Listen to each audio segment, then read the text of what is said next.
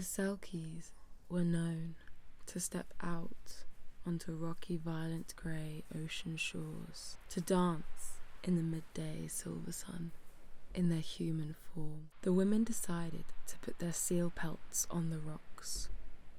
It was the day that they decided to enjoy their female bodies. And as they were dancing, they were really enjoying, experiencing, feeling their human bodies in the hot, steamy sun, and were beginning to gain momentum for the dancing and the laughing and the singing. And they started to feel safe together. Ecstatic enjoyment of furious but free movement.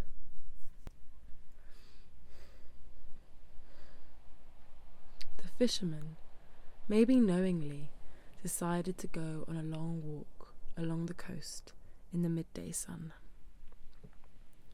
When he spotted the sealskin on the ground, he knew it would belong to a selkie. He was intrigued. He wanted to touch it, and so he stepped down closer and picked it up. It smelt salty and damp, but it was quite comforting to him. Perhaps unconsciously, he thrust the skin into his backpack and carried on along his way, creeping around the corner. When he spotted them, the selkies, they were dancing in the sun so joyously, so happy. He knew he'd got the selkie skin, but still acting on intense enthrallment, he carried on, stepping towards them, drawn to their beauty. As he walked, he slipped on a rock, and the rock echoed across the cove. They jumped, looking nervous. They thrust their sealskins on and swam away.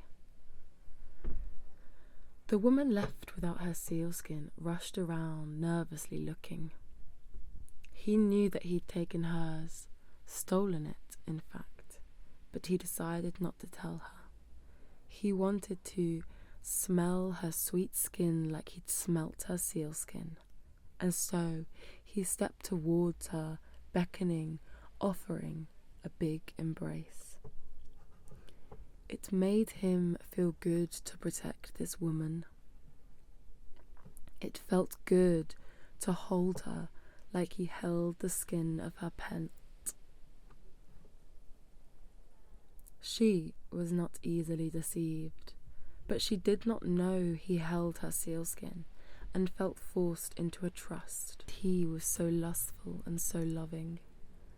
And she, although always missing something, enjoyed this feeling of being wanted. They decided to have babies, and these babies, they grew up along the rocky, violent shores of grey and stony seas. They managed to fill, slowly, this hole inside of her. It felt good to love and to pour herself into being a mother and responsible to her children. Although she felt the pain and the missing of the sea and the ferocious freedom of adventure of her life before her children, they gave her something, at least.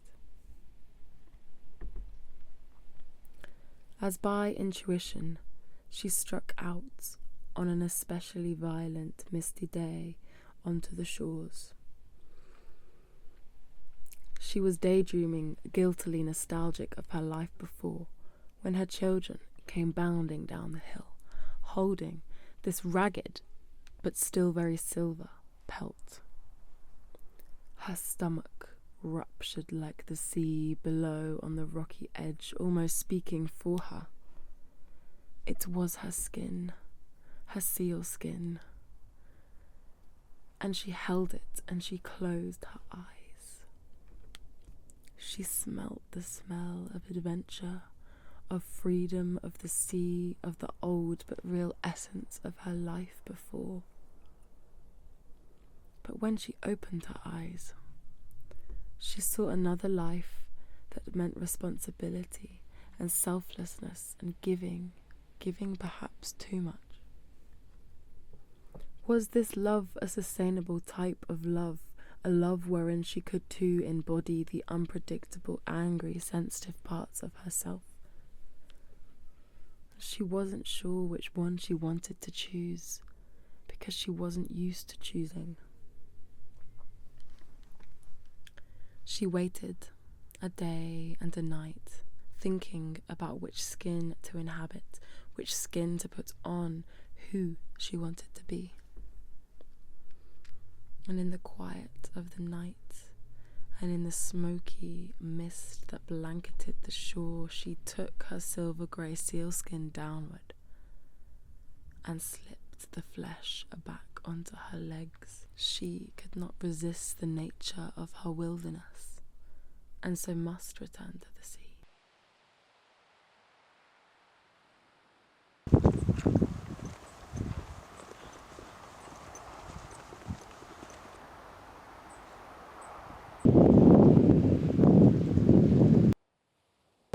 I was trying to remember childhood stories because that was a time where I was being told quite a lot of stories. And I remembered the selkie story. And my babysitter once told me. And I actually remember the whole story really vividly. And I think it's quite interesting, like how some stories you remember more vividly than others.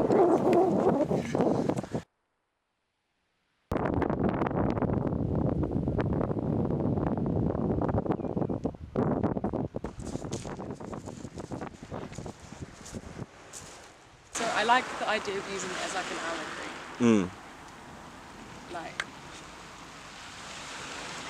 she chooses to go back into the natural world and like she chooses to not live her human life because not like it's interesting because the guy that I speak to quite a lot, Tom Mule, he's like she just has no choice. Like in some versions she even says to like the man, like if you ever let me find my sealskin, like I will just return because it's like I'm completely like incapable of not being part of the sea and part of like holding myself in this like human form.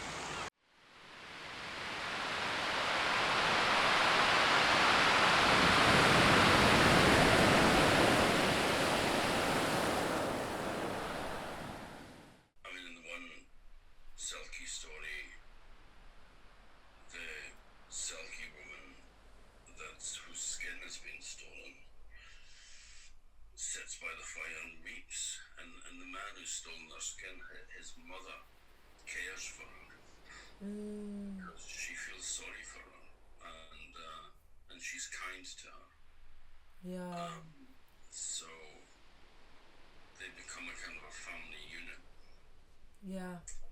So the selkie woman doesn't want to go back to the sea, but when she discovers her skin, she has to. She's got no power to resist. So you have to go back to the sea. It's who you are, and you can't deny your nature. Yeah. It's interesting because this story so defies what is usually said to be a woman's nature as well. Which is actually such a hugely, I guess you could say progressive, but also just like, yeah, is a hugely deep understanding that not all women feel that, you know, very comfortable being in this like domestic role because she's never fulfilled by her children even though she loves them. No means the first woman that has felt that. Yeah, exactly. No, it's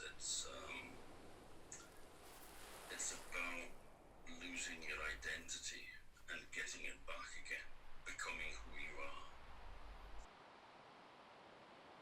are. In transition, there's times, it's called transition, in childbirth even, and it's a time when you have a choice and then you begin to oscillate because you feel like you can't do it anymore and you feel frozen and you feel like physically incapable of making a choice and actually deciding to do that. We were talking about how hard I was finding this project and how frozen I felt with how I wanted to complete it or how I wanted it to look. and she was talking about this idea of transition, and that's what the story is kind of about, I think, like, because it's transition in loads of other forms. It's like transformation, which is like she can literally shapeshift as from like a woman into a seal. So there's that kind of mystical element of transformation and transitioning.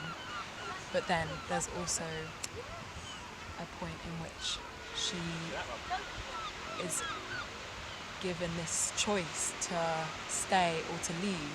And so there's kind of like an emotional change and transition into leaving something behind and starting something new, or returning to something, like belonging and finding where you belong. I feel like the story for me is more about the ambivalence in the kind of inciting incident of finding her skin and then choosing to return and like reconnect with the wilderness and maybe her like true self, or the true version of herself. Yeah, I do feel like this story is like trying to tell me something, even though I didn't realise what it was trying to say. And after I told it in the storytelling workshop, everyone was like, when I finished it, everyone said she made a choice. And like, it's quite cool how I as the narrator can also choose like the choice that she makes, but also choose to make that choice the important part of the story. And yeah.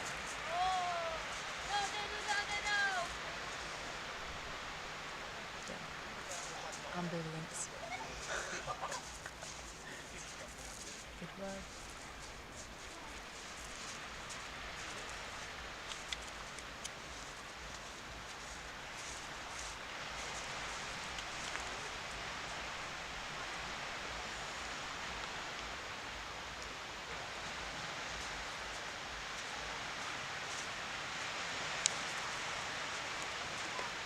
Because yeah, in the outrun, one of my favourite parts is when she's sat on top of a cliff and she makes this breakthrough about how she realises that maybe her alcoholism is to do with some kind of like family long history of trauma or whatever. And she's stood on the top of the rock and she's like, she uses the rocks and the waves as like part of how she found and thought through her own life experiences.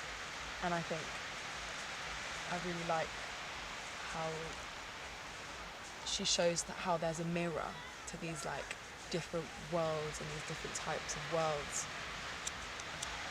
that somehow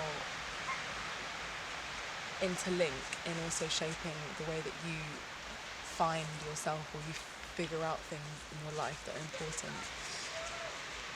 Because it's not just about thinking about your life, it's about recognising the way that the sea moves and hits against the rocks, and how like your internal organs, when you're suffering from alcoholism, are like hitting against each other and suffocating each other, or killing nerves in your body, just like the way the sea does that, and the kind of ecosystem of the landscape which we are so part of, and how yeah, you can like look to it as a mirror instead of just looking into yourself.